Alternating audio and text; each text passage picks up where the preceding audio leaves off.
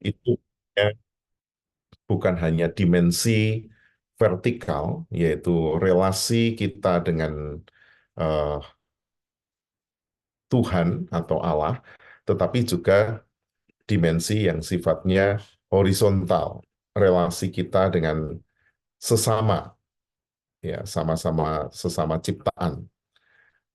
Tapi juga ada eh, relasi kita dengan seluruh semesta yang lain. Dan pada malam hari ini saya ingin membuka diskusi kita dengan menampilkan sebuah video yang saya yakin ini bermanfaat untuk memantik atau membuka pikiran kita bersama. Dan saya akan menyampaikan dua video. Yang pertama adalah tentang jejak karbon, dan yang kedua adalah tentang eh, mikroplastik. Nah, berikut videonya. Di dunia ini, ada tempat misterius yang mungkin kita nggak pernah jelajahin. Apakah video dan suaranya sudah terdengar? Sudah Pak Berdada, Sampun, sudah. Ya, Tapi ternyata, tempat inilah yang menyembunyikan misteri-misteri berbahaya. Di sini, di bawah tanah yang dingin dan gelap, terkurung sosok monster yang menakutkan, yang perlahan bangun dari tidur panjangnya.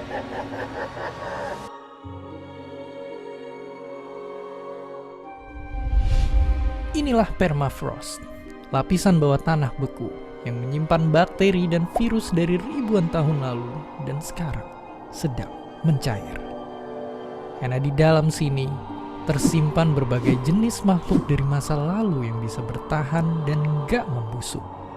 Simpelnya, bayangin ini tuh kayak freezer yang ngejaga makanan kita biar tetap awet. Dan ada kasus serem yang pernah terjadi. Ribuan rusa kutub tewas. Puluhan orang ikut sakit. Sampai-sampai seorang anak meninggal.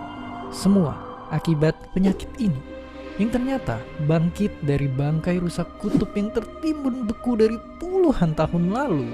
Tapi lalu tanahnya mencair, meski mungkin jarang didengar, saking bahayanya. Faktanya penyakit ini juga pernah dijadikan senjata biologis di Perang Dunia I dan II. Dan ilmuwan ini menduga dunia bisa saja terancam wabah kedua penyakit mematikan ini dari permafrost yang mencair.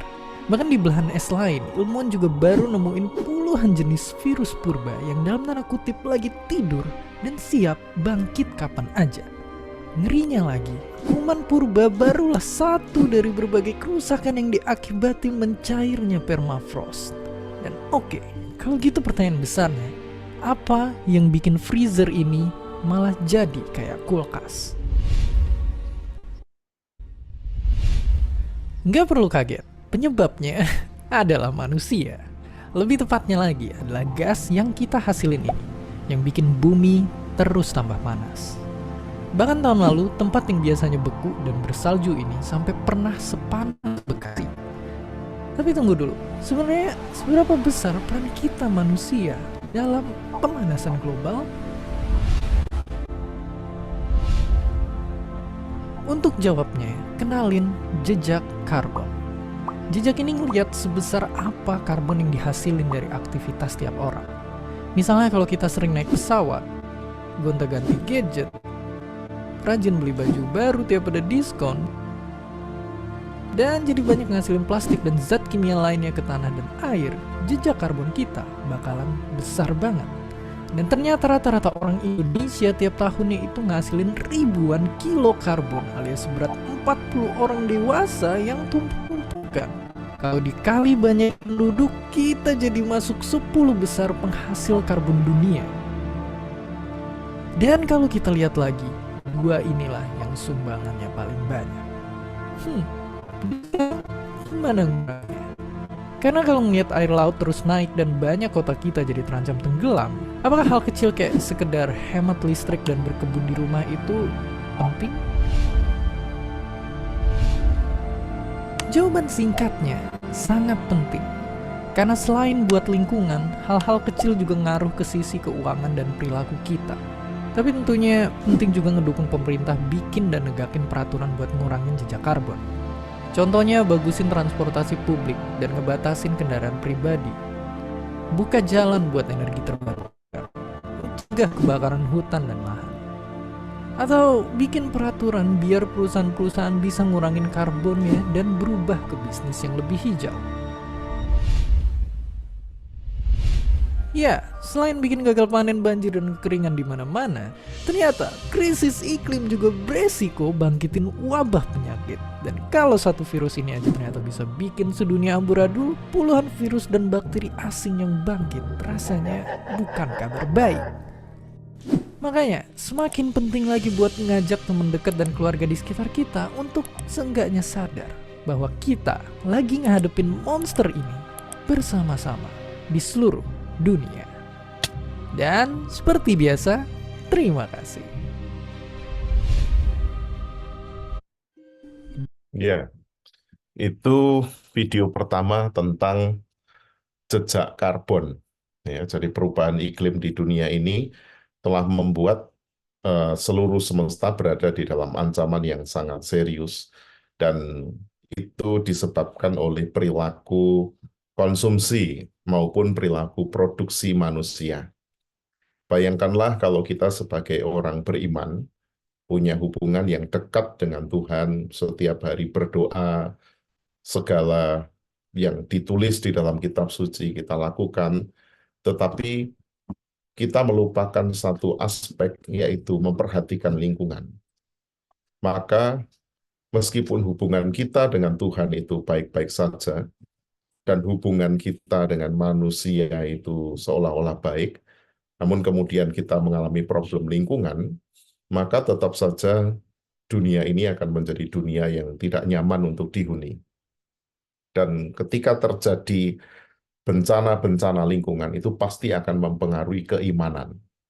Nah, di sanalah kehadiran agama dan kepercayaan itu juga membawa sebuah tanggung jawab untuk memelihara alam semesta. Sehingga sekarang relasinya bukan hanya vertikal dan horizontal dengan Tuhan dan sesama manusia saja, tetapi menjadi relasi yang segitiga. Jadi antara kita dengan Tuhan, kita dengan sesama manusia dalam ukhuwah dengan sesama manusia, tetapi juga yang ketiga adalah dengan lingkungan atau dengan sesama ciptaan yang lain. Nah, untuk memperjelas yang saya tadi tampilkan di dalam video yang dibuat oleh Kok Bisa itu, ini gambaran tentang 10 jenis makanan dengan jejak karbon tertinggi. Jadi,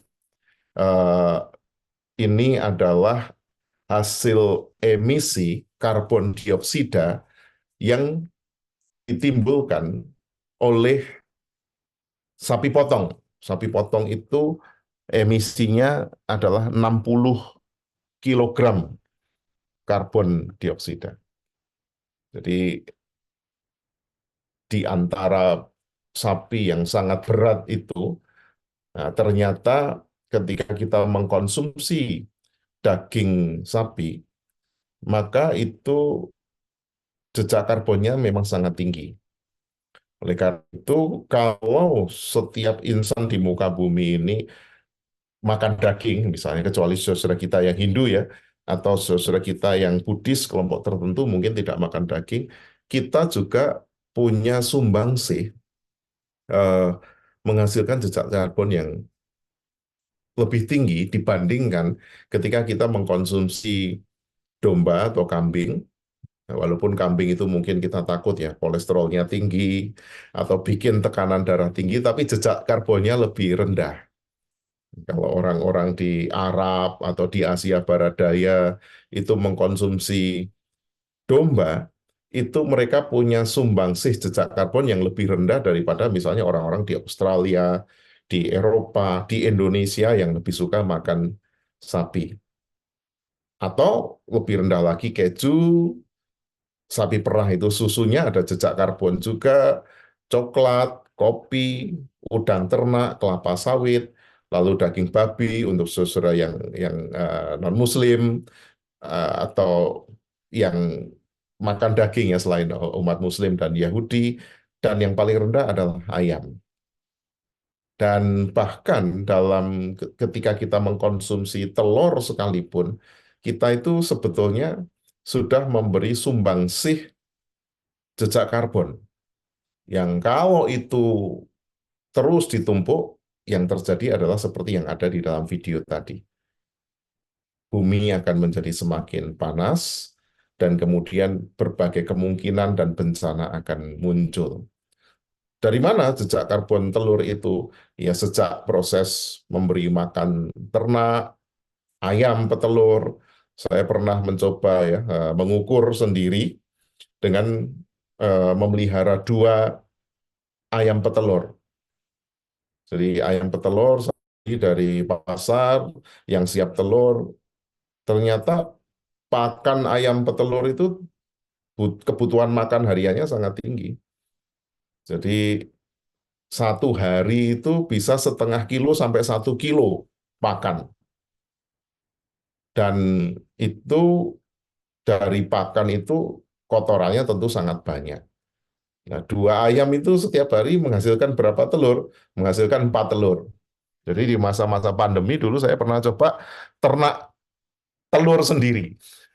Dan sampai sekarang residu atau kotorannya yang saya masukkan di dalam tong, yang dibeli molase, dan kemudian dijadikan bahan pupuk, karena di dekat rumah saya itu ada lapangan, gitu kami kembangkan menjadi budidaya tanaman dan hidroponik, itu buat pupuk, sudah bertahun-tahun nggak habis-habis.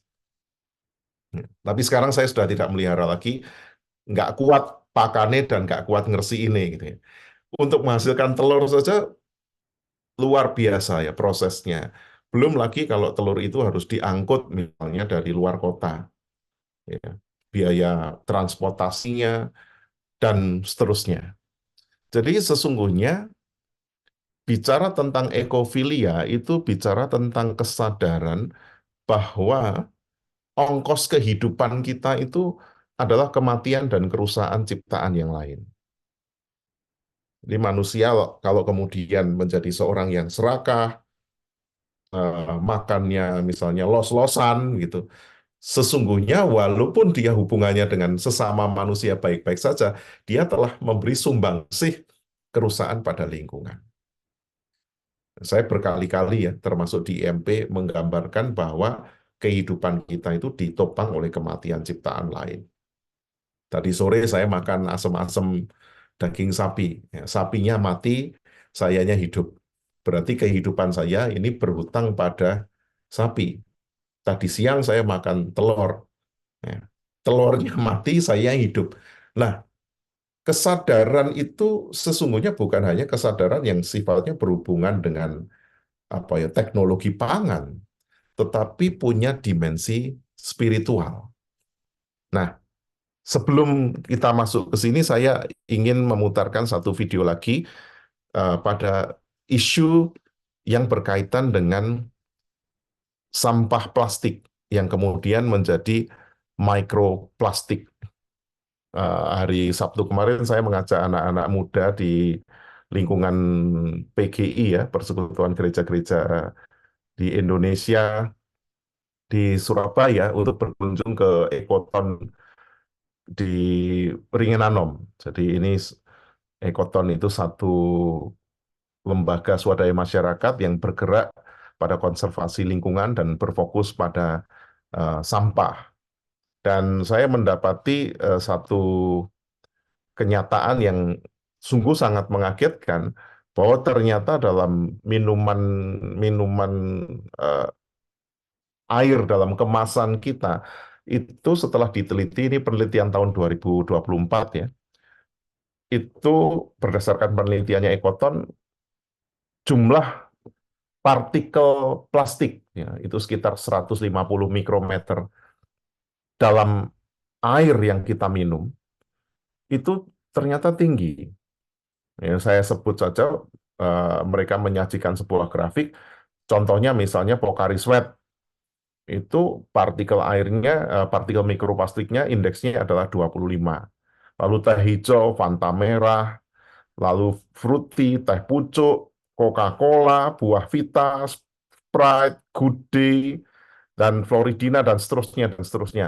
Semua minuman yang dikemas di dalam botol plastik, itu ternyata kadar mikroplastiknya cukup tinggi.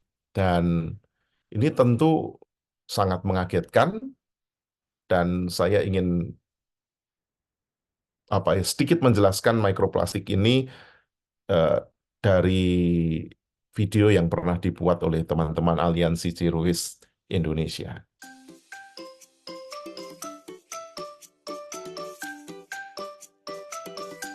Hai, kita mikroplastik.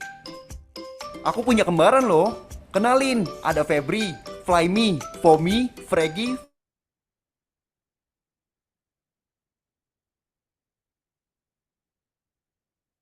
Leti, dan Franuli. Yuk kenalan lebih jauh sama kita. Ayo maju ke sini, Fregi. Aku Fregi.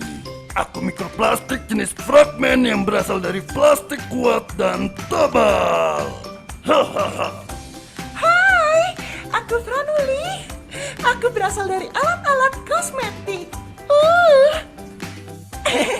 Aku Flyme. Aku mikroplastik jenis filamen bersifat halus dan transparan. Aku berasal dari pecahan kantong plastik. Aku Fomi. Aku berasal dari skrat wajah, styrofoam, pasta gigi, dan juga polystyrene. Aku Febri. Aku berasal dari baju berjenis nilon, spandex, dan polyester. Dan aku Fletty. Aku berasal dari pabrik pelet daur ulang plastik. Ukuran kita tidak lebih dari 5 mm loh. Kamu nggak bisa lihat kita kan? Kekuatan kita adalah meracunimu dan merusak lingkunganmu. Mulai dari air, tanah, dan udara. Melalui air, aku mengikat polutan dan masuk ke dalam perut ikan. Ketika dikonsumsi oleh hewan laut, racun ini bisa masuk ke dalam tubuh manusia bila ikan tersebut diolah dan dikonsumsi oleh kalian. Melalui tanah, aku menempel pada tumbuhan dan kemudian dikonsumsi olehmu di sayuran dan buah-buahan. Dan kami juga bisa membuat tanah jadi tidak subur loh. Melalui udara, aku terbang setelah orang-orang tidak bertanggung jawab membakar plastik, dan aku akhirnya terhirup dan masuk ke dalam paru-parumu. Setahun 2 tahun, dampak tidak akan terasa dalam tubuhmu. Tapi dalam jangka yang lebih lama dari itu, polutan yang aku bawa bisa membahayakan nyawamu. Zat yang kami bawa dapat memicu kanker, kerusakan kulit, dan memicu berbagai gangguan pada tubuh, seperti gangguan saraf, masalah pencernaan, gangguan pernafasan, serta gangguan pada ibu hamil dan janin. Lalu, apa solusi yang bisa kita lakukan? Yuk kita simak. Pemerintah dapat menerapkan kebijakan pengurangan plastik sekali pakai di wilayahnya, mengawasi industri pencemar mikroplastik, tidak memperbanyak false solution teknologi seperti tungku terbuka di TPS, dan tidak menggunakan incinerator. Kalau sebagai produsen, kalian bisa meredesain kemasan yang tidak mengandung plastik, membangun toko-toko curah, atau membuat tempat penampungan khususnya untuk popok dan pembalut. Dan apa nih yang bisa kita lakukan sebagai masyarakat untuk mengurangi mikroplastik? Kita bisa mengurangi penggunaan plastik sekali pakai, lebih bijak memilih bahan yang ramah lingkungan seperti baju yang tidak berbahan serat sintetis, dan tidak membakar sampah plastik. Nah, itu dia solusi yang bisa kita lakukan untuk lingkungan yang lebih berkelanjutan.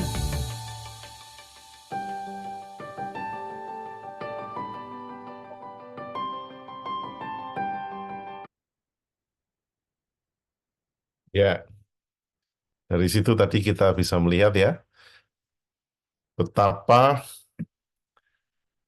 yang pertama adalah perilaku konsumsi, perilaku produksi, dan bahkan perilaku manusia di dalam mengelola sampah, terutama sampah plastik itu mempengaruhi kehidupan.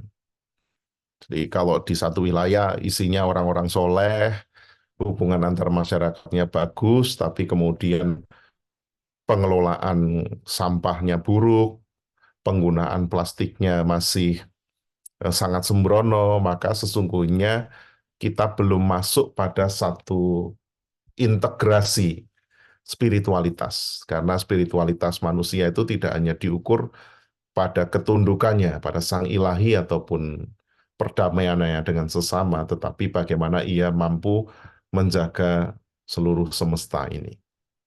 Saya juga mendapatkan informasi bahwa seringkali plastik-plastik yang diekspor dari negara-negara tetangga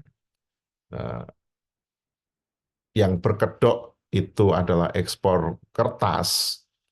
Jadi kita ini kan kedatangan bantuan kertas untuk diolah itu disusupi plastik, dan plastik-plastik itu bahkan digunakan juga untuk biasanya bahan bakar.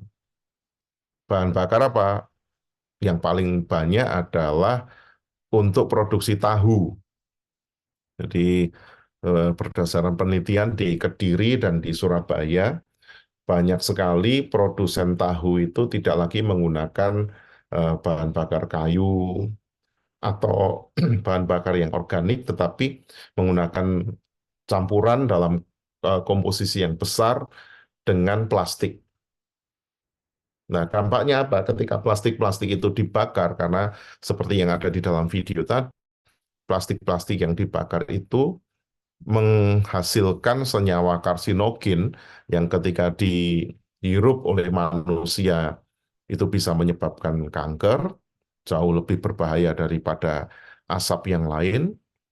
Lalu mikroplastik yang terbakar itu juga masuk ke tahunya yang diproduksi.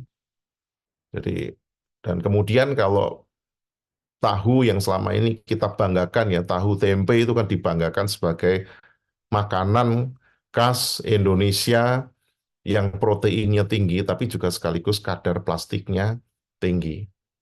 Ketika itu dimakan oleh manusia, jangka panjang tentu bermasalah. Maka dalam penelitian-penelitian ditunjukkan bahwa bahkan anak-anak sekarang itu usia kelas 5 SD, ya, kelas 6 SD, kelas 4 SD, bahkan ada yang sudah haid.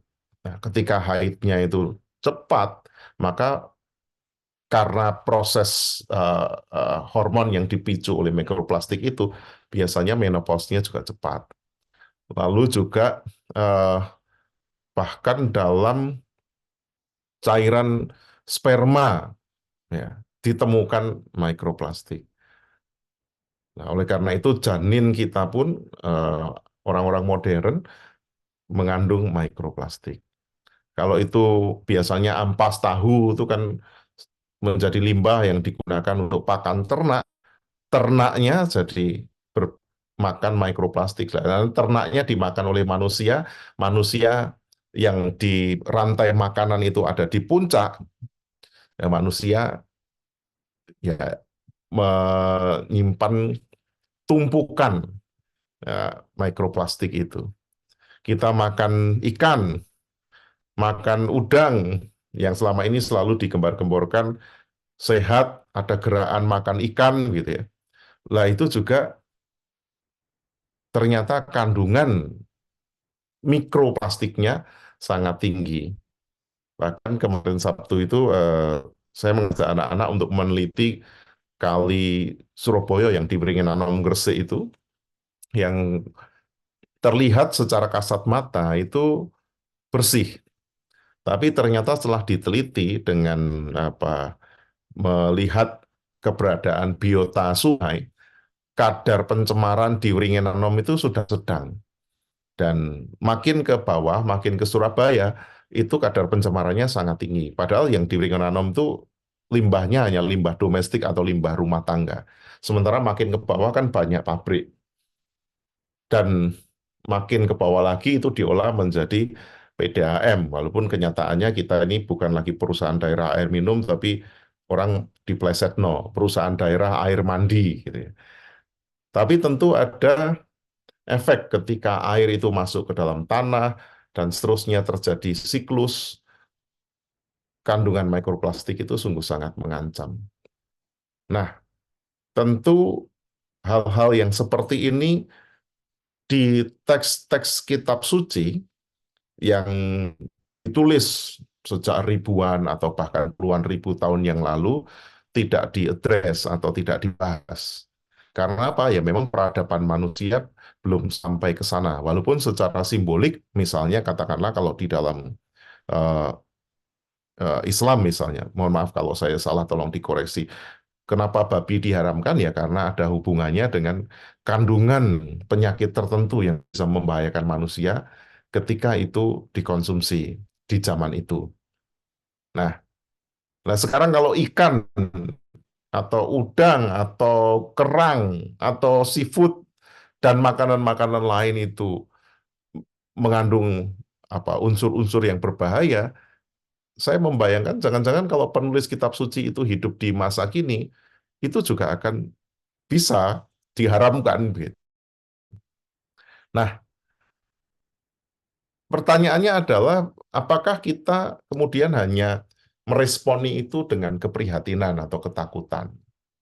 Sebab kalau kita bicara tentang itu takut, grief, ya, yes, kita meratap aja, is love with nowhere to go. Jadi orang itu kalau meratap, ngersulo, mengkritik, bersungguh itu sebetulnya cinta, tresno, tapi nggak ada arahnya. Dan kalau saya atau Bapak Ibu diskusikan, kita akan punya kengerian-kengerian yang membuat kita hanya meratap saja. Nah, supaya tidak menjadi cinta yang berhenti pada ratapan, maka pada malam hari ini saya ingin memantik kita, terutama nanti para tokoh yang lain, mungkin bisa menerangi dalam tradisi kepercayaan atau iman atau agama yang lain, misalnya seperti Bahai dan seterusnya itu, uh, apakah ada ajaran-ajaran yang memampukan umat untuk mementingkan pola hidup yang mencintai lingkungan dengan hidup sebertanggung jawab mungkin. Nah, bagaimana budaya itu membentuk nilai, nilai itu membentuk dunia tempat kita hidup. Kenapa budaya? Sebab budaya itu kan eksteriornya manusia. Agama itu kan interiornya. Kalau rumah itu, agama itu jeroane. Budaya itu ekspresinya. Nah, padahal agama kita itu kan sesungguhnya ya perilaku kita. Orang bisa mengatakan, oh agamaku cinta kasih, oh aku percaya kepada Tuhan yang merangkul. Tapi kalau kehidupan sehari-harinya permusuhan, memisahkan, lalu memusuhi pihak yang lain, memangsa pihak yang lain, maka agamanya ya sudah perilakunya itu. Nah, budaya itu sesungguhnya bisa dikatakan merupakan ekspresi keimanan. Nah, bagaimana kemudian budaya dan nilai membentuk relasi kita dengan lingkungan? Dan narasi kultural baru apa, narasi kebudayaan apa yang bisa dibangun untuk menjauhkan dunia dari krisis lingkungan? Sehingga ketika IMP Indonesia merayakan perbedaan yang rutin berkumpul dengan banyak topik itu, saya kira penting bagi kita untuk membahas topik tentang lingkungan, sehingga bagaimana di tengah perbedaan kita bisa menciptakan budaya baru yang punya sumbangsih positif untuk membangun lingkungan hidup menjadi tempat yang kemudian surgawi. Bagaimana kalau di dalam iman Kristen itu salah satu mandat dari Tuhan adalah menjadikan bumi ini seperti surga. Kalau, kalau buminya rusak, lingkungannya rusak, penuh ancaman yang datang dari perilaku yang tidak kita sadari, maka sesungguhnya kita sudah berada di neraka, meskipun kita masih belum masuk ke alam penghakiman. Nah, dalam kaitan dengan budaya, nilai, dan peradaban, eh, nilai kepemilikan itu menjadi penting untuk kita tinjau ya, karena dalam masyarakat agraria problemnya selalu inequalities. Sejak masyarakat kita itu masyarakat petani, itu kepemilikan itu menjadi problem. Sehingga ini akarnya adalah manusia selalu ingin memiliki lebih banyak. Dan ketika ingin memiliki lebih banyak di zaman metamodern seperti sekarang ini, kita pasti juga akan nyampah lebih banyak dan memberikan sumbangsi kerusakan yang lebih banyak.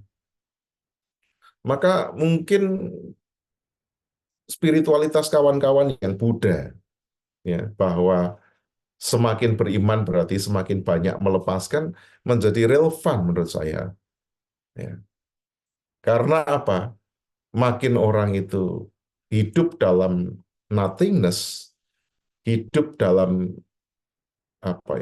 hidup yang dilepaskan dari keinginan memiliki banyak hal, ia sesungguhnya makin memberi sumbangsi positif pada semesta. Lalu dunia barat, apalagi selama ini, sangat antroposentris ya. Antroposentris itu kan mementingkan manusia. Ajaran bahwa manusia itu adalah ciptaan yang paling utama itu kan sing nulis manusia. Ya kan? Manusia ciptaan termulia, lalu ajaran agama-agama bahkan yang mengembangkan pikiran bahwa rumah kita itu bukan di sini, nanti rumah kita di surga, itu membuat perilaku manusia menjadi tidak atau kurang bertanggung jawab terhadap kehidupan di masa kini. Nah, maka perlu sebuah terobosan untuk membaca ulang ajaran-ajaran itu dalam perspektif yang lebih ekofilis, ya, ramah dan bersahabat pada lingkungan. Lalu budaya konsumerisme, ya, peran iklan dalam membentuk persepsi dan menggerakkan perilaku konsumsi. Itu orang karena termakan iklan, dia menjadi penyumbang yang besar dalam perilaku yang konsumtif. Baju kita itu sebetulnya, misalnya, terus-menerus diproduksi, lalu handphone, gadget, terus, dan semuanya biasanya dibenturkan dengan apa? Ekonomi. Loh, kalau manusia konsumsinya tinggi kan ekonomi maju. Nah, kalau kita disuruh irit, disuruh hidup sederhana, ekonominya kan lemah. Tapi sesungguhnya perekonomian yang maju, yang dibangun dari perilaku atau produktif sekalipun, tapi tidak berwawasan lingkungan, akan selalu berujung pada problem besar, yaitu krisis lingkungan. Lalu yang kedua adalah bagaimana kita memahami relasi budaya kita dengan lingkungan. Ya, norma, kebiasaan bersama, ekonomi yang kita kembangkan, lalu kesenian, kearifan lokal. Kalau zaman dulu kan segala sesuatu itu pakai yang organik, daun pisang, gitu. Makan pakai pincuk. Kalau bagi-bagi berkat, nganggo takir, ya, daun pisang. Dan macam-macam ya. Daun pisang itu bisa diolah, atau di beberapa wilayah daun jati menjadi alat, bahkan untuk minum pun pakai daun pisang. Tapi sekarang manusia meninggalkan kearifan lokal itu karena apa? Lebih praktis pakai plastik, pakai bahkan sekarang tumbler pun sebetulnya itu juga problem, nanti problem sampah, karena sekarang ketika dikembangkan orang punya botol, botolnya ya botol plastik yang itu juga limbah keras gitu ya. Dan belum lagi paradigma politik yang menghasilkan jalan tol bagi perusahaan lingkungan. Dan kita selama ini sebagai orang-orang beriman beranggapan bahwa ini adalah hal yang lumrah, yang berlaku dari dulu dan tidak dapat diubah. Itu menjadi bagian dari takdir, bumi diciptakan untuk kiamat. Itu cara berpikir yang fatalistik, yang menjadikan agama itu tidak relevan bagi kebaikan lingkungan. Ya, kalau dipikir-pikir, Nah, kalau manusia ini berlomba-lomba masuk surga, tapi perlombaannya itu melukai, mengorbankan, merusak, memperkosa lingkungan, bukankah itu sesuatu yang sangat tragis gitu ya? Dan budaya berperan membawa kita masuk dan sekaligus keluar dari krisis lingkungan. Oleh karena itu, perlu dipikirkan bagaimana IMP atau kita sebagai warga masyarakat itu membangun budaya baru. Dan budaya baru itu tidak dimulai dengan negara. Karena kalau kita bicara tentang negara, pasti negara pikirannya apa? Ya industri, ekonomi. Tapi budaya itu harus dimulai dari apa? Lingkup yang terkecil, yaitu lingkup domestik, rumah tangga. Ya, tadi diceritakan ya tentang bagaimana kita harus secara disiplin menerapkan apa ya reduce itu mengurangi hal-hal yang bisa nyampah, terutama yang dari plastik ya. Itu. Bagaimana caranya mengurangi ya? Kalau kita nggak perlu plastik ya nggak usah dibungkus plastik. Tapi zaman sekarang orang belanja ke apa misalnya Indomaret, Alfamaret nggak oleh plastik ngomel-ngomel. Atau kalau istri saya tuh belanja ke pasar nggak plastik dewe bakule ngomel, ribet lah dan seterusnya. Tapi kita tetap harus berdisiplin dan mau dianggap sebagai orang aneh. Ya. Reduce, jadi dikurangi. Ya, kalau bisa tidak sama sekali, baik ya. Caranya bagaimana? Kita harus merayakan kalau pada hari ini kita tidak menggunakan plastik dan tidak nyampah plastik sama sekali. Jadi saya tuh kalau setiap hari itu tak hitung gitu ya, plastik yang digunakan di rumahku itu berapa. Lalu yang kedua adalah reuse. Reuse itu ya digunakan lagi kalau sudah punya plastik, ya itu digunakan lagi atau pakai tas belanja atau kalau ada sampah, saya di rumah pelihara ikan gitu ya, sampah makanan dan segala macam ya tentu itu masih bisa dimakan, tak pakai iwak. Alih-alih saya beli pelet, orang zaman dulu kearifan lokal apa? Dipakai pitik, dipakai bebek gitu. Sehingga bisa dikatakan dimanfaatkan sedemikian rupa. Dan yang ketiga adalah recycle. Recycle itu ya kalau nggak bisa digunakan lagi, ya diputer sehingga apa bahan-bahan sampah itu bisa masuk dalam siklus baru, bereinkarnasi. Ya, dia sudah tidak berfungsi, diolah lagi, berfungsi lagi. Nah, itu adalah budaya. Saya kira agama atau keyakinan di tengah lingkungan yang sekarang semakin rusak, perlu sekali mempertimbangkan itu. Dan kita sebagai orang-orang beragama perlu berdisiplin dengan hidup sederhana, mengkonsumsi seminimal mungkin, lalu mengembangkan sikap berbagi, dan bahkan mengurangi sampah. Ya. Kalau mengurangi sampahnya dengan cara, wes aku mangan tak tuku wae, ya tetap di rumah kita nggak ada sampah, tapi sebetulnya kita istilahnya memproduksi sampah di tempat yang lain. Ya. Dan itu kalau menjadi disiplin bersama, kita percaya bahwa semesta ini adalah kehidupan. Kalau dalam teologi Kristen itu kan manusia diciptakan oleh Allah dari debu tanah. Jadi kalau saya mengatakan begini, Tuhan Allah itu koyok Bapak Yahweh Dewi. Sementara tanah dan air itu seperti ibu kita. Sebab apa? Pada kenyataannya sampai sekarang kita kan makan dari tanah. Tanaman dari tanah, ya, dalam rantai makanan yang paling rendah itu tanah. Dan bahkan nanti yang menguraikan juga tanah.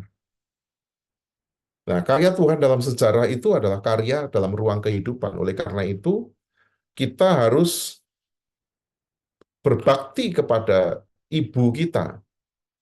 Ya.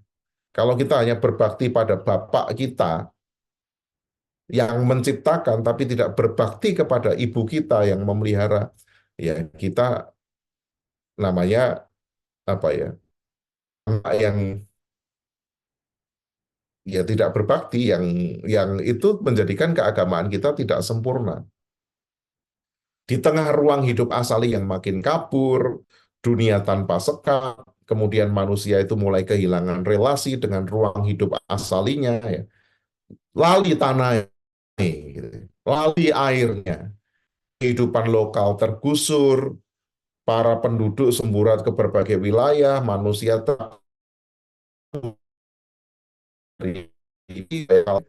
kearifan lokal tadi misalnya, kalau selamatan, nganggo takir, mungkin nanti kalau di pondoknya Gus Nisa, kalau selamatan selama ini kan bebas plastik ya, bagus sekali. Tapi mungkin kita perlu kembangkan.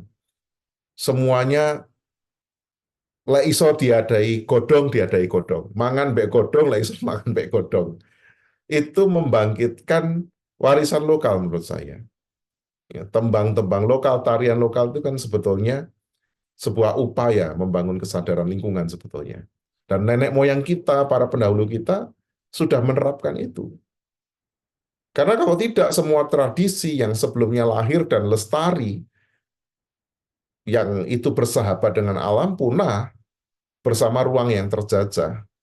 Kita tersisih oleh budaya populer yang menekankan kepraktisan, lokalitas kita itu kalah sama kapitalisme, ya. Lalu westernisasi, arabisasi, koreanisasi, yang kemudian biasanya apa ya, menunggangi jargon kemajuan peradaban dan kemurnian dogma serta sikap keagamaan.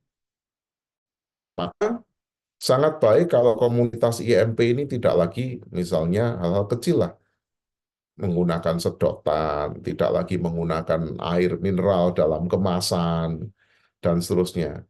Karena biasanya, oh itu kan luwih pantes, mosok aku nyugui wong nganggo gelas, engkau dadak korah-korah. Gitu. Korah-korah kan harus butuh sabun cuci, butuh tenaga, menimbulkan problem yang lain. Ya, kalau begitu setiap orang datang, ya bawa botolnya sendiri-sendiri. Ya, cuma nyediakan kopi lah. Kopi kan nggak mungkin kopi dalam kemasan kopi yang nganggo gelas. Nah, ini perlu menjadi budaya baru yang menurut saya praktis tapi dihidupi. Kalau di lingkungan PGI, Persekutuan Gereja-Gereja di Indonesia, hal-hal seperti ini walaupun dalam kira-kira 1-2 dekade terakhir diperjuangkan, ya tetap angel. Tapi butuh perjuangan. Saya ingat suatu saat di dalam Rakernas PGI di Jogja, itu Pak Ketua PGI Pendeta Gomar Gultom rodok nesu, agak marah, gitu ya. Karena apa? Panitia lokalnya pada saat itu, ya maksudnya tentu baik ya. Seluruh peserta yang jumlahnya ratusan itu di depannya disediakan air botol plastik dalam kemasan itu ya, air dalam kemasan botol plastik itu. Pada saat itu Pak Ketua mengatakan, ini kalau tidak dibereskan itu semua, saya pulang. Saya tidak mau sambutan. Dan kemudian panitia tergopoh-gopoh diringkesi kabeh, dan kalau yang tidak bawa botol sendiri, karena sudah disepakati, ya memang sudah dikasih botol satu itu, tapi digunakan ulang. Tapi problemnya plastik botol dalam kemasan itu kalau digunakan berulang-ulang juga berbahaya. Tapi prinsipnya kita perlu mengembangkan itu. Dan suguhan-suguhan, kalau di IMP itu saya senangnya itu apa tuh? Polo pendem gitu ya, yang makanan-makanan yang tradisional itu lebih bebas sampah daripada misalnya kita bagi satu orang kotaan, lalu di dalam kotak itu masih ada kue-kuenya dibungkus plastik dan seterusnya. Itu sesungguhnya merupakan dosa kita terhadap lingkungan yang selama ini masih disepelekan. Oleh karena itu kita perlu berupaya mengembangkan ini di lingkungan keluarga kita masing-masing. Membeli pangan dari yang lebih dekat. Syukur-syukur iso nandur dewe. Jadi kalau pondok pesantren itu tanahnya ombo-ombo, bisa dikembangkan itu produksi makanan sendiri. Atau komunitas-komunitas agama, saya juga selalu mendorong ke komunitas-komunitas gereja yang punya lahan dan cocok itu saling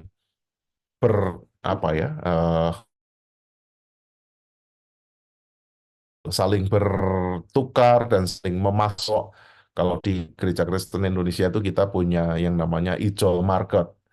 Jadi masyarakat dari golongan para petani di lingkungan terdekat itu diambil, dikelola, disebarluaskan kepada jamaah dan orang-orang sekitar dengan harga yang wajar. Jadi untuk memberikan keuntungan pada petani, tapi juga sekaligus meminimalisir rantai transportasi. Lalu kalau bisa mandi dengan air dingin, ya mandi dengan air dingin. Gitu. Karena sekarang banyakan di rumah kan, rumah-rumah di kota ya, itu pakai pemanas dan seterusnya. Lalu membuat komunitas kecil, orang terdekat, dan dalam rangka mengajukan pertanyaan-pertanyaan yang membangkitkan kesadaran. Kita mungkin berkata, masa bisa kita mengubah perilaku masyarakat kita? Justru di sanalah ada semacam tugas kenabian. Nah, setiap nabi pada zamannya itu kan punya tugasnya masing-masing. Kalau Nabi Isa dulu itu tugasnya adalah merobohkan legalisme Yahudi yang menekankan kepada kehidupan berdasarkan hukum aturan yang rigid dan membuat orang lain terpinggirkan, itu dirobohkan oleh Nabi Isa, oleh Yesus. Nabi Muhammad merobohkan sifat barbar manusia. Nah, sekarang kita harus juga menjadi nabi-nabi yang punya tugas yang sangat berat pada kebiasaan abai atau budaya abai terhadap lingkungan. Dan belajar dari perubahan yang terjadi di Tiongkok, di Cina, yang sangat besar itu, selama ratusan ribu tahun, Cina itu monarki, kerajaan. Tetapi ketika ada kesadaran hanya 5-6% orang di Cina pada saat itu, untuk mengubah itu dari monarki kepada komunitas yang pemerintahannya lebih baik, dari monarki menjadi komunis, ya walaupun komunis itu di Indonesia tentu asumsinya jelek, tapi sebetulnya itu menekankan kepada kesetaraan.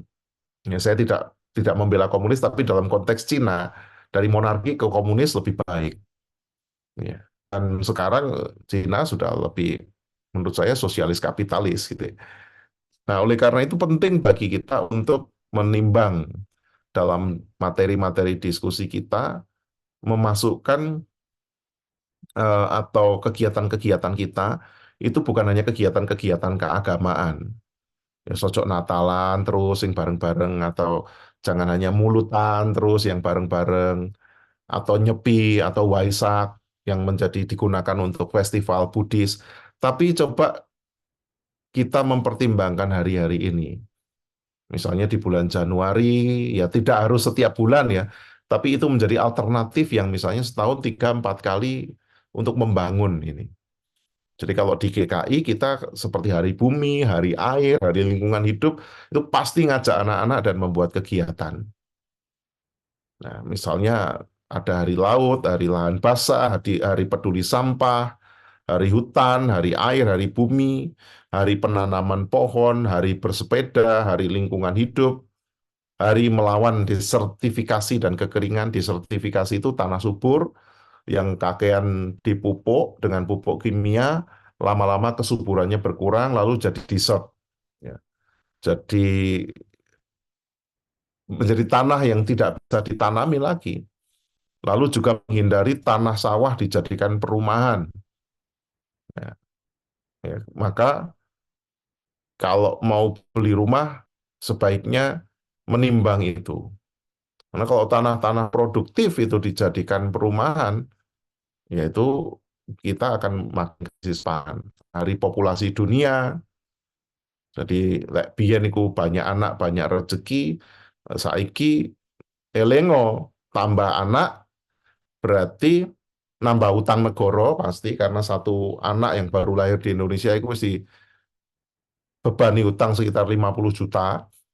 Dan sekarang ini penduduk bumi sekitar 7 miliar, mau 8 miliar, padahal bumi ini dihuni hanya idealnya hanya 3,5 miliar manusia. Jadi bukan hanya, wah aku iso nyekolah nih, aku iso ngopeni, duwe anak akeh gak apa-apa. Beberapa orang bahkan mengutip Alkitab loh. Di dalam Alkitab dikatakan beranak cuculah bertambah banyak, penuhilah bumi. Yaitu zaman biyen selama bumi masih belum penuh. Tapi sekarang bumi sudah terlalu sesak. Maka kita harus mempertimbangkan populasi itu. Lalu hari perlindungan ozon, hari emisi, hari bebas mobil, hari pohon, hari gunung. Ayo kapan-kapan IMP bikin acara di gunung atau naik gunung bersama anak-anak mudanya. Dan itu tidak boleh dilepaskan dari agama. Karena selama ini baik gereja atau institusi-institusi keagamaan hanya mempercayakan kepada lembaga swadaya masyarakat pegiat lingkungan. Dan itu membuat hidup keagamaan kita sempal. Hidup keimanan kita sempal, ada yang kurang. Karena itu, closing statement dari saya adalah mari hormati dan layani Ibu Pertiwi. Sebab dari sanalah Allah atau Tuhan melahirkan beraneka ragam kehidupan. Demikian yang bisa saya bagikan. Kalau ada kurang atau lebihnya, saya berterima kasih dan memohon maaf kalau ada salah-salah kata. Matur nuwun, saya kembalikan ke Mbak Nana.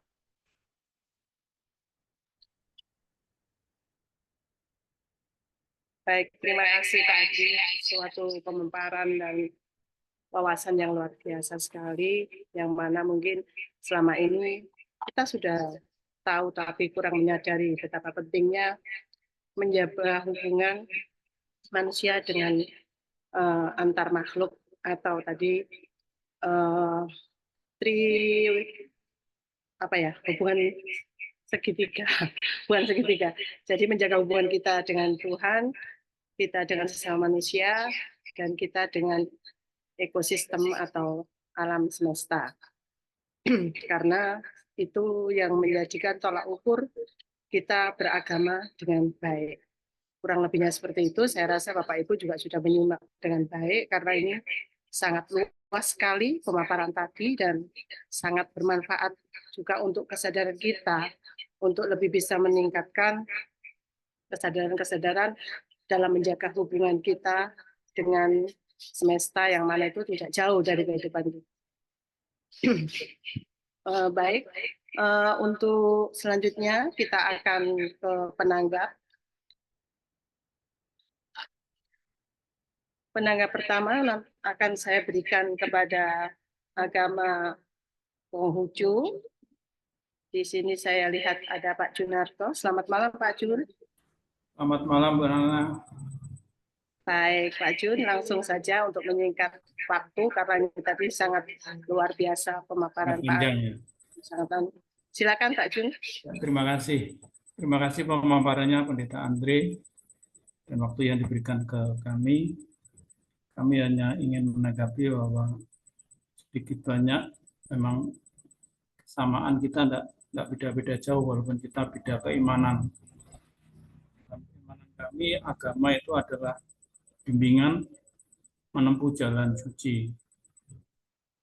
Jalan suci yang kami imani adalah mengikuti watak sejati. Watak sejati dalam perspektif kami Konghucu adalah firman Tuhan.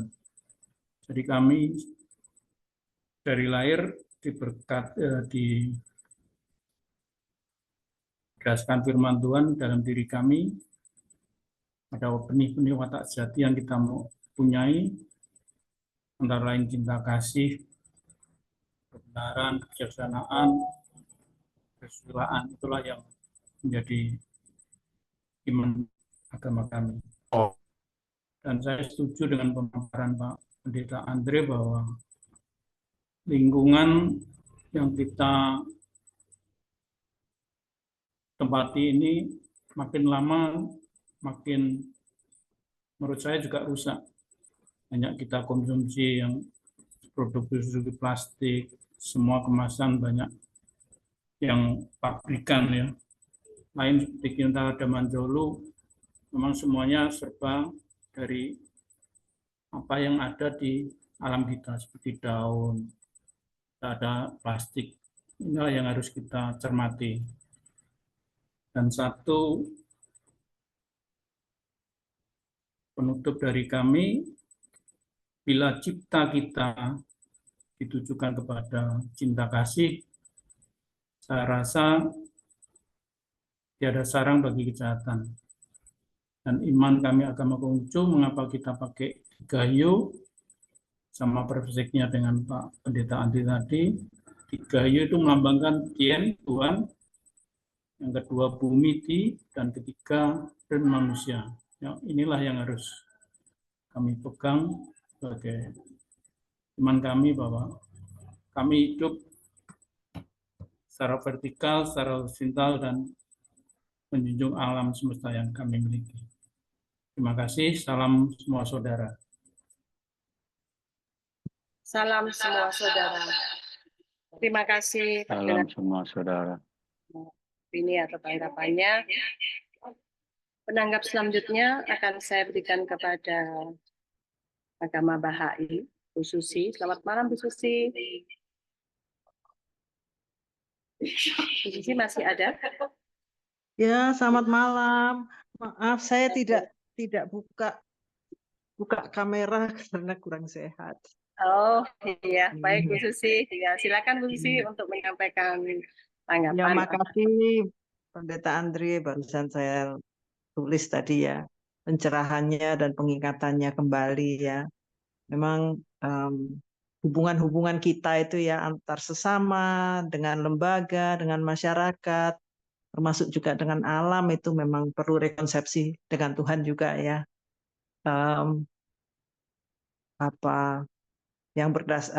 Hubungan yang berdasarkan reward and punishment itu sudah tidak cukup lagi. Kita harus lebih dewasa dari itu, saya rasa.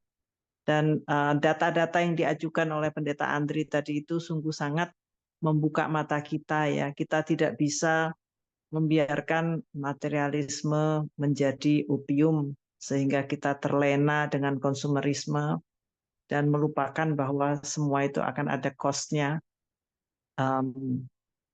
sekarang dan di masa depan gitu, dan bahwa spiritualitas itu luas sekali, jangkauannya lebar sekali. Itu tidak hanya sekedar ritual-ritual, tidak hanya sekedar doa-doa saja, tetapi bagaimana ungkapannya dalam kehidupan sehari-hari, dalam cara pandang kita dan cara hidup kita.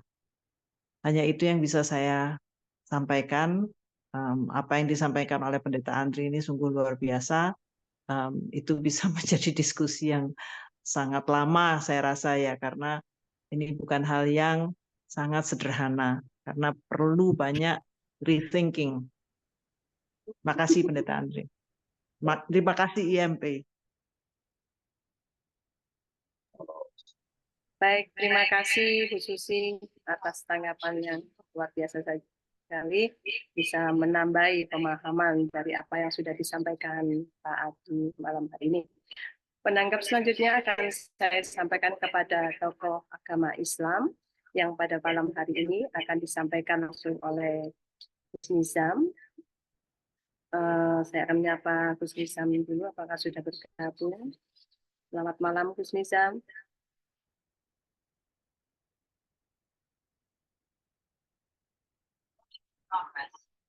Selamat malam Mbak Nana. Baik. Gus Nizam bisa disampaikan tanggapan ataupun sudut pandang atau ide atau saran tentang apa yang disampaikan Pendeta Adri tentang tema pada malam hari ini, agama dan ekofilia. Silakan, Bu Sisa.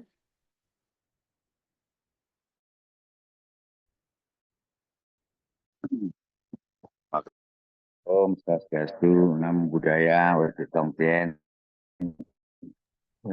Salam kebajikan. Salam semua saudara. Kalau Mas Andri, Mas Pendeta yang ganteng ini memang selalu nilai-nilai positif yang lain dari yang lain. Saya nyimak dari awal yang disampaikan Pendeta Andri memang hal yang kurang diperhatikan umumnya agamawan walaupun sudah tokoh dalam Islam Sufi memperhatikan lingkungan atau interaksi kita dengan makhluk hidup yang lain selain kepada sesama manusia itu juga merupakan bukti hubungan baik kita dengan Tuhan. Siapa yang baik dengan Tuhan, ia pasti baik dengan sesama manusia dan semua makhluk ciptaannya. Sampai tingkat apa baiknya, ya tergantung ya kebaikannya dengan Tuhan itu tingkat apa, ya segitu baiknya hubungannya dengan antar manusia dan makhluk Tuhan yang lain. Kesemuanya itu bisa dipahami dalam Islam Sufi itu bahwa sesungguhnya setiap insan itu dicalonkan sebagai wakil Tuhan di bumi. Jadi namanya wakil Tuhan, namanya calon. Ada yang jadi, ada yang enggak. Yang jadi ya pasti memerankan peran Tuhan di bumi sebisanya, semampunya. Nah, kalau terus belajar, ya niscaya kebisaan atau kemampuannya itu akan terus menaik dan menaik hingga sampai tingkat yang paling mungkin dilakukan. Maka perhatian kita terhadap makhluk lain, bahwa setiap makhluk punya hak hidup yang sama, dan kita tidak boleh berlaku zalim, tidak boleh berlaku seenaknya, sesuka hatinya, harus sesuka atau harus sesuka Tuhan atau seridho Tuhan. Ukurannya itu boleh enggaknya harus diridhoi oleh Tuhan. Dan itu bukan perkara mudah untuk bisa mengetahuinya. Maka melalui jagongan online IMB kali ini, saya turut menyerukan kepada semua, mari kita peduli kasih terhadap lingkungan dan ekosistem yang berlangsung di tempat di mana kita tinggal, yaitu di dunia ini. Di mana satu sama lain saling membutuhkan, satu sama lain saling ketersalingan yang harmoni harus dijalin yang intens menuju lebih baik lagi dan lebih baik lagi. Khususnya perhatian kita terhadap anti plastik. Itu dukungan moral kita terhadap seruan pemerintah yang itu menjadi kesepakatan dunia, bahwa dunia sudah semakin gersang, semakin kering dan semakin panas. Kita harus bersama-sama kita jangan sembarangan dan kurangi kebutuhan kita terhadap keplastikan. Saya kira itu, Mbak Nana. Kurang lebihnya mohon maaf. Assalamualaikum warahmatullahi wabarakatuh. Waalaikumsalam warahmatullahi wabarakatuh. Baik, terima kasih sampaikan kepada Gus Nizam sudah memberikan paparan, sudut pandang, dan penjelasan sebagai penyempurna dari apa yang kita bicarakan atau kita jagokan pada malam hari ini. Selanjutnya akan saya berikan kepada tokoh agama Hindu. Di sini saya lihat ada Prof. Ketut Atmaja. Selamat malam, Prof. Ketut Atmaja. Selamat malam, Bu Nana. Baik. Ya, selamat malam, Bu terima Nana. kasih. Iya. Baik, Prof. Silakan langsung disampaikan aja.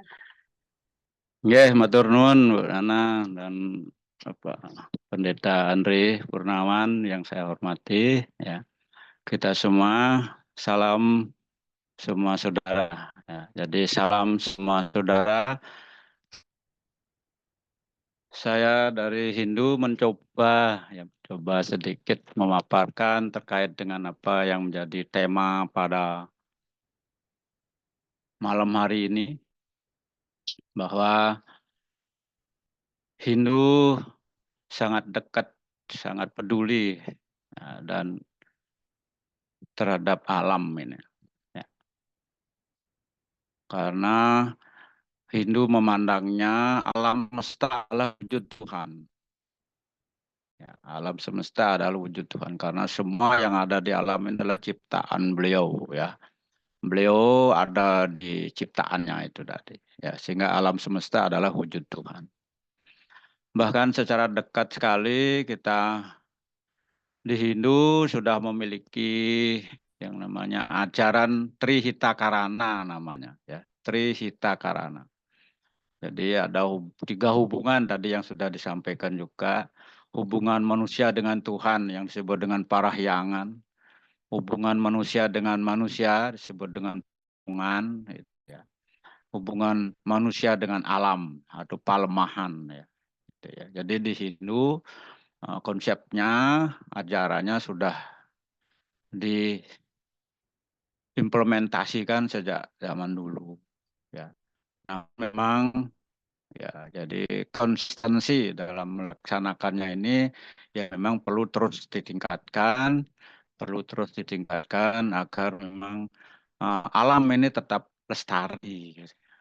Karena begini, manusia sebenarnya tidak bisa hidup tanpa hewan dan tumbuhan. Karena semua makanan manusia itu berasal dari hewan dan tumbuhan. Ya, mau minum susu ya dari hewan ya, mau makan daging apalagi ya, makan sayur ya dari tumbuhan ya. Jadi semua makanan manusia dari hewan dan tumbuhan. Makanya tidak bisa lepas kita dari hewan dan tumbuhan itu. Nah, ini mungkin banyak yang tidak menyadari bahwa seorang manusia yang paling kuasa. Contoh real dulu di Ethiopia itu ya. Ya. Rumput saja tidak mau tumbuh. Hewan mana yang bisa hidup? Dan manusia apa bisa hidup? Juga tidak bisa.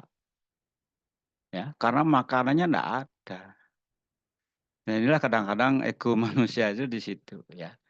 Jadi oleh karena itu dalam kesempatan ini saya mengajak kita semua, mari kita peduli dengan hewan dan tumbuhan dan alam semesta ini.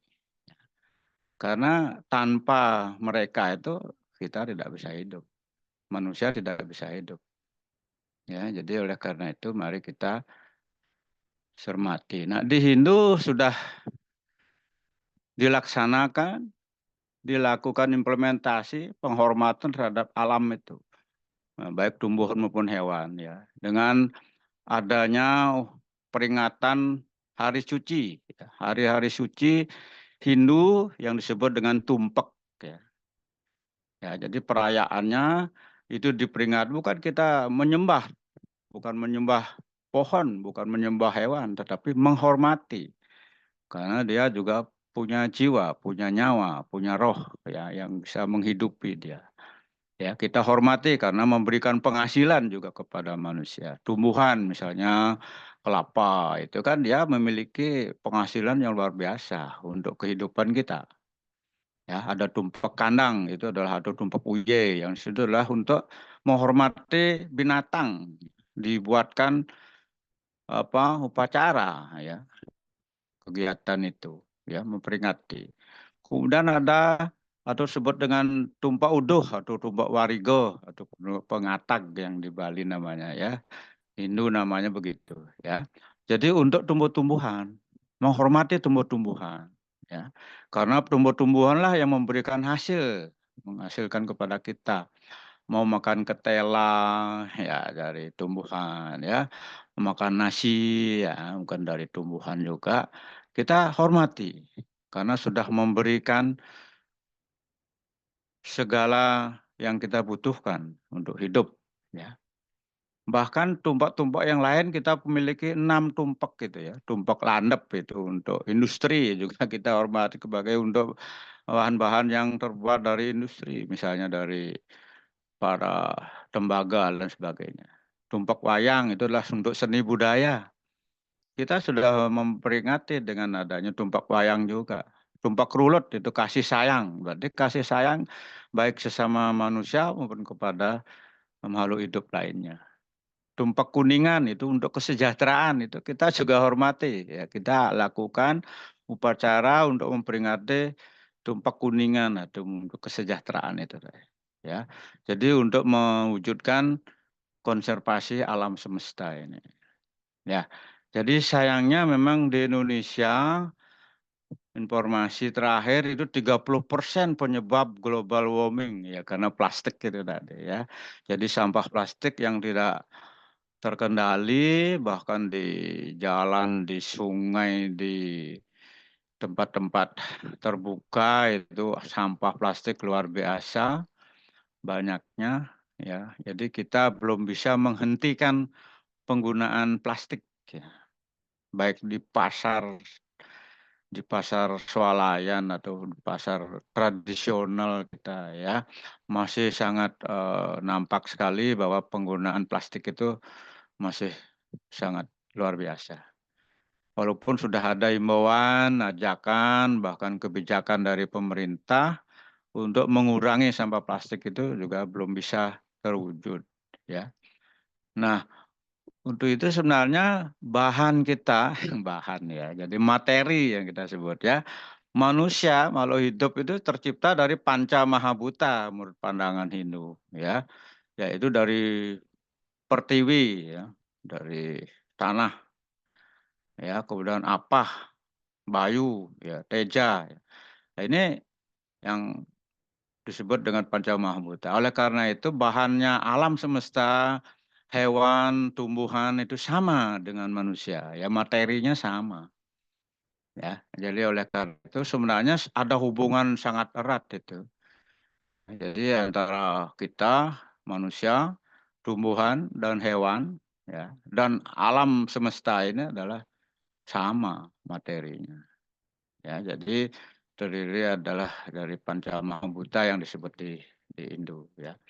Nah, inilah yang seharusnya terus menjadi peningkatan kesadaran kita sebagai manusia. Ya, karena bumi ini satu-satunya yang bisa dihuni secara normal oleh makhluk hidup lah, ya, terutama manusia.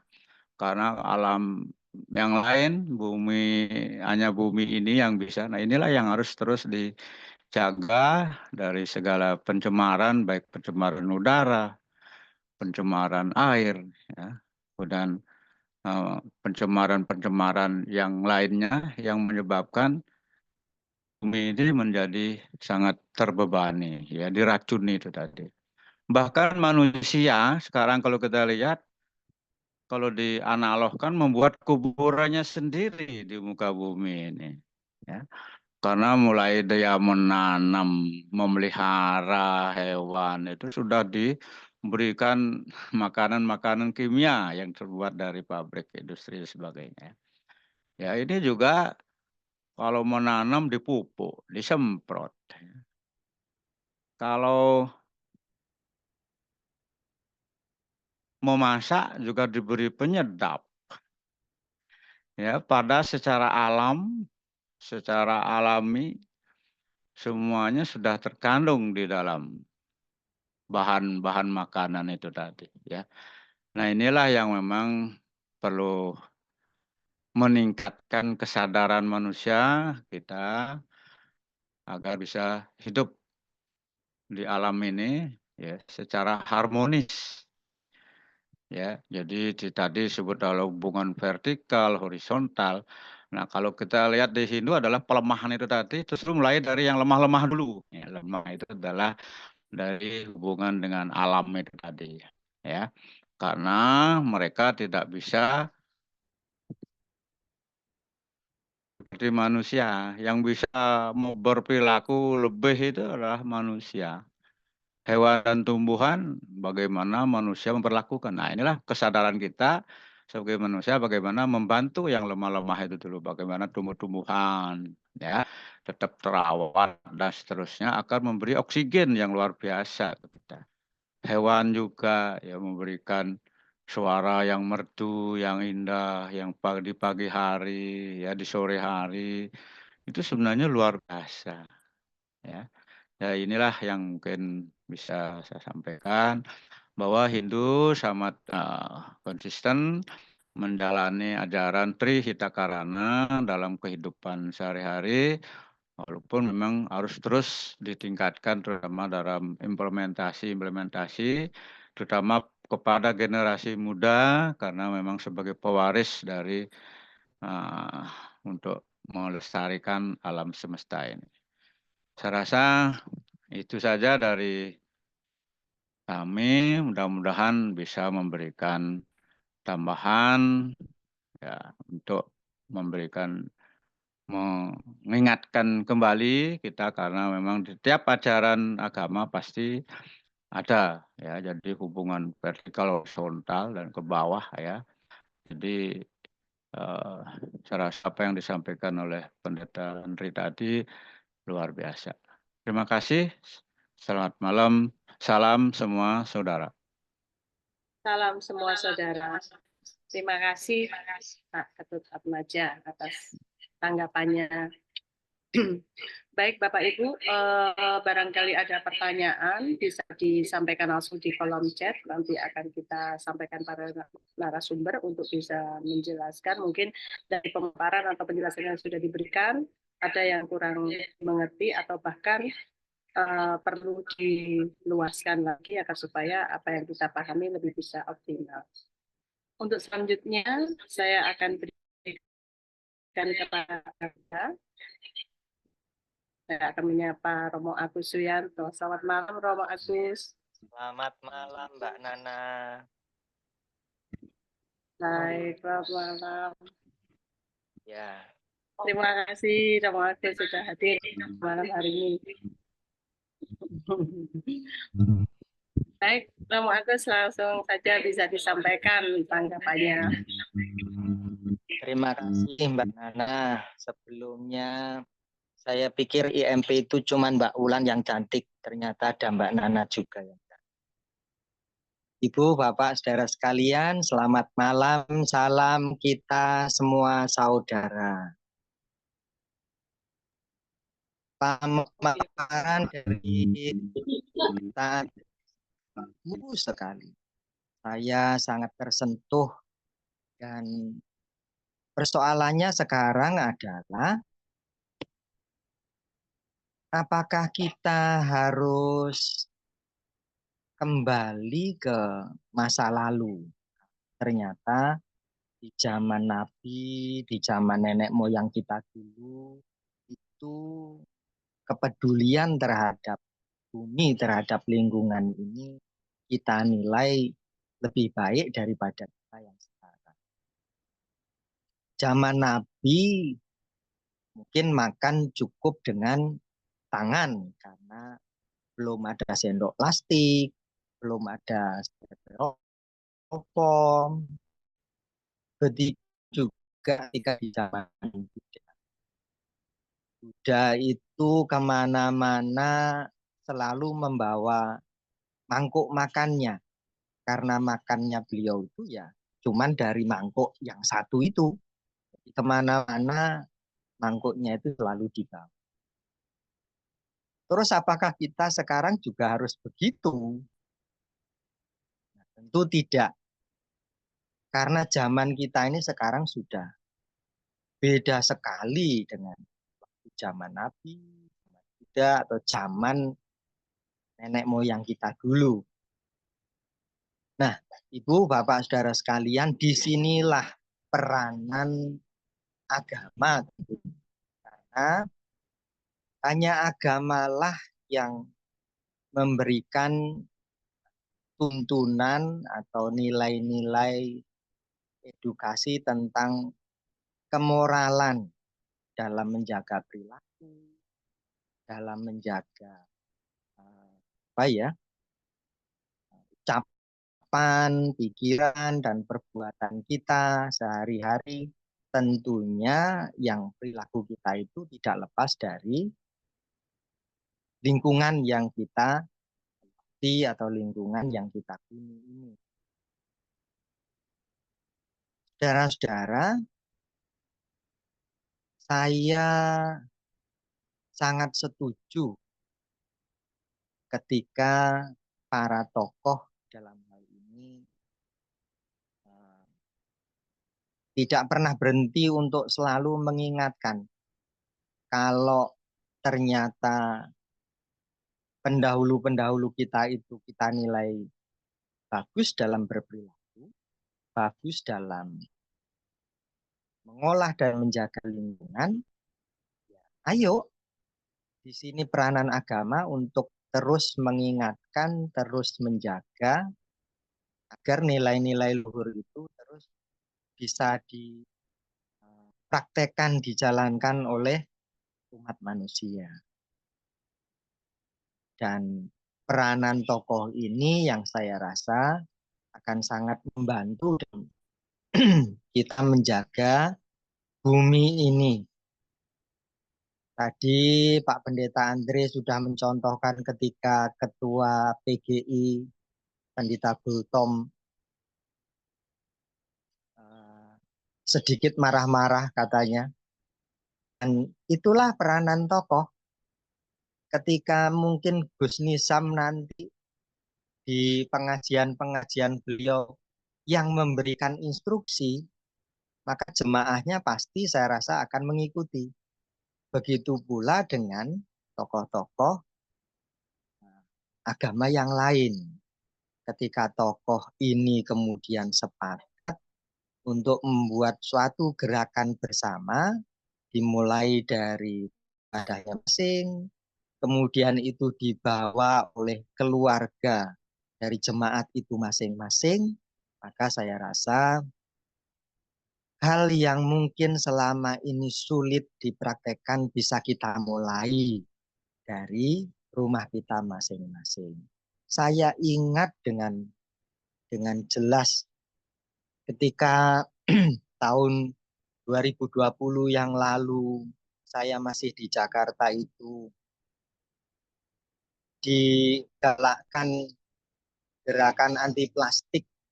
Ketika ke minimarket harus bawa kantong sendiri, dan kalau pakai kantong plastik harus beli, harus bayar. Memang tidak mudah, dan saya rasa sekarang pasti itu sudah tidak dijalankan lagi. Tetapi meskipun tidak mudah, disinilah peranan kita sebagai tokoh agama untuk terus menggiatkan, mengingatkan, dan memberikan contoh mulai dari diri kita masing-masing. Saya rasa itu Mbak Nana. Sekali lagi terima kasih Pak Pendeta Andre dan juga para tokoh-tokoh yang lain sudah berikan wawasan yang sangat baik juga bagi saya. Sekali lagi terima kasih dan salam kita semua saudara. Salam semua saudara. Terima kasih banyak Romo Agus atas tanggapan materi yang sudah diberikan. Baik Bapak Ibu, karena di kolom chat sampai sekarang tidak ada pertanyaan, mungkin apa yang sudah kita bahas dan sudah dijelaskan sama narasumber sudah bisa diterima dengan baik oleh semua. Untuk selanjutnya saya serahkan lagi kepada narasumber. Karena kita sudah di penghujung acara, kita langsung pada closing statement aja pada Pendeta Adri. Waktu saya persilakan. Baik, terima kasih untuk para tokoh yang sudah menegaskan sekaligus menguatkan bahwa di setiap agama dan kepercayaan itu punya keyakinan yang sama terkait dengan tugas manusia sebagai insan untuk merawat dan bahkan lestari sama dengan semesta. Dan saya ingin mengakhiri ini dengan sebuah PR untuk kita gumuli lebih lanjut, mungkin dalam topik-topik ke depan. Jawa Timur itu dalam beberapa tahun ke depan akan berhadapan dengan satu krisis yang kaitannya dengan lingkungan hidup, yaitu krisis tambang. Kita tahu di Pacitan, Trenggalek, Lumajang, Malang Selatan, Banyuwangi, itu kalau kecamatan satelit, dan beberapa pakar menyatakan ada kaitan antara Sungai Emas yang ada di Freeport dengan yang ada di Jawa Timur. Maka mulai beberapa tahun di penambangan yang besar-besaran, dan itu sudah menjadi proyek strategis nasional. Kalau Bapak Ibu dolan ke Trenggalek yang dulu jalannya cuma 6 meter, 8 meter, sekarang itu sudah 24, 25 meter. Teman tambang, biasanya di situ ada collateral damage, jadi kerusakan yang seperti bahwa ada keuntungan, ya, tapi ada kerusakan. Dan bukan hanya emas, tapi juga uranium dan thorium.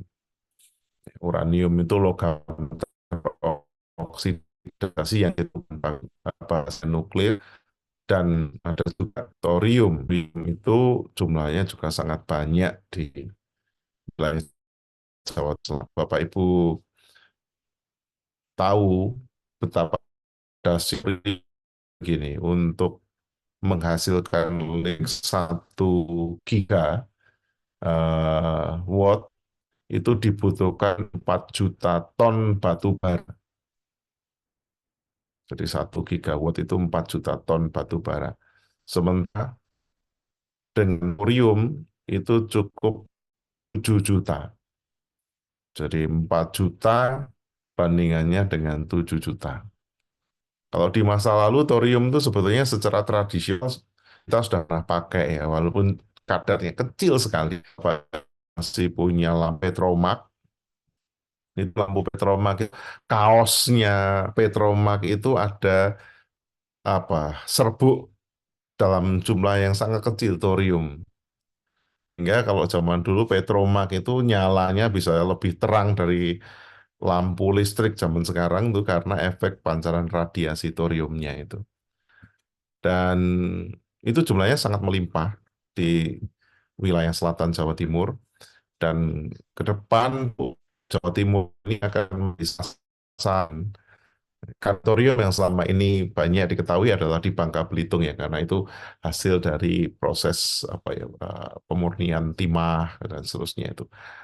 Tapi di Jawa Timur akan menjadi sasaran dunia internasional. Kalau thorium di Jawa Timur ini bisa ditambang, itu bisa mencukupi kebutuhan, menurut para ahli, kebutuhan listrik Indonesia selama 1000 tahun. Ya. Nah, oleh karena itu akan ada perlombaan menambang emas, menambang uranium, menambang thorium. Nah, ketika agama itu hanya bicara tentang moralitas, lalu tentang hukum-hukum yang letaknya di masa lampau, kita pasti hanya akan menjadi yang terjajah. Seperti Maluku di abad 16 dengan lada palanya itu, begitu diekspansi oleh suku bangsa Eropa, ya sudah ngaplo. Nah, akhir-akhir ini sudah mulai kelompok-kelompok agama diberi semacam kesemuanya antisipasi tambang walaupun masih batu bara. Nah, bagaimana kita ke depan di dalam menyikapi ini? Di satu sisi, tambang adalah sebuah kesempatan ekonomi, tetapi di sisi lain, dimanapun nanti Bapak Ibu bisa googling ya, dampak dari tambang itu bagaimana mengerikan. Tambang juga pasti akan punya harga yang sangat mahal bagi kesejahteraan masyarakat sekitar, kelestarian lingkungan sekitar, kelestarian budaya lokal sekitar, dan kita rasanya perlu banyak belajar dan melakukan kajian-kajian terhadap itu sehingga ada keseimbangan. Ya, bukan berarti tidak boleh menambah. Sebab tanpa keseimbangan dari kaum beriman, maka hasrat besar dari industri yang mengeksploitasi seoptimal mungkin. Saya kira itu saya yang semoga para tokoh bisa mewangsit untuk ini PNAE. Saya sih memimpikan bagaimana isu tambang ini bisa diantisipasi dalam perspektif lintas iman ya, karena kita tentu tidak bisa berjalan sendirian, dan bagaimana pemerintah itu bukan hanya mendapat masukan dari orang yang kelompok pecinta lingkungan, tetapi juga kelompok umat beriman.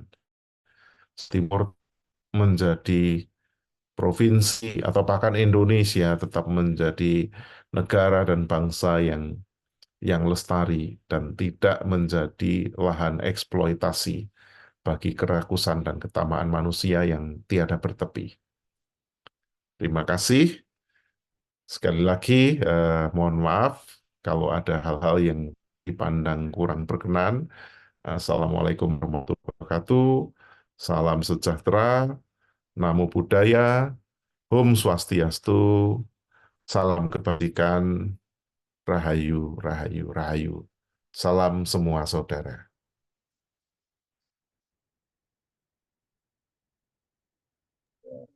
Salam semua saudara. Baik, disampaikan terima kasih kepada Pak Pendeta Andri. Sebentar saya mau panggil moderator kita dengan Mbak Nana. Kayaknya sedikit terpental. Sudah bisa tuh. Ya, silakan Mbak Nana. Terima kasih Pendeta Andri atas closing statement-nya. Mudah-mudahan materi yang sudah dipaparkan pada hari ini menjadikan kepedulian dan kedekatan kita pada koeksistensi positif antara hubungan manusia dengan alam yang berbasis dengan ekopsikologi. Baik Bapak Ibu, dengan adanya closing statement tersebut dari narasumber menjadi akhir dari perjumpaan kita pada malam hari ini. Saya terima kasih banyak atas seluruh partisipan yang sudah bergabung dan mendukung acara Jagongan Online IMP. Semoga kita selalu bisa terhubung dalam perkumpulan ini untuk menjadikan lebih baik, jadikan kita wakil di bumi dengan selalu menyebar kebaikan dan manfaat bersama kekurangan dan kesengajaan yang kurang berkenan. Terima kasih dan mohon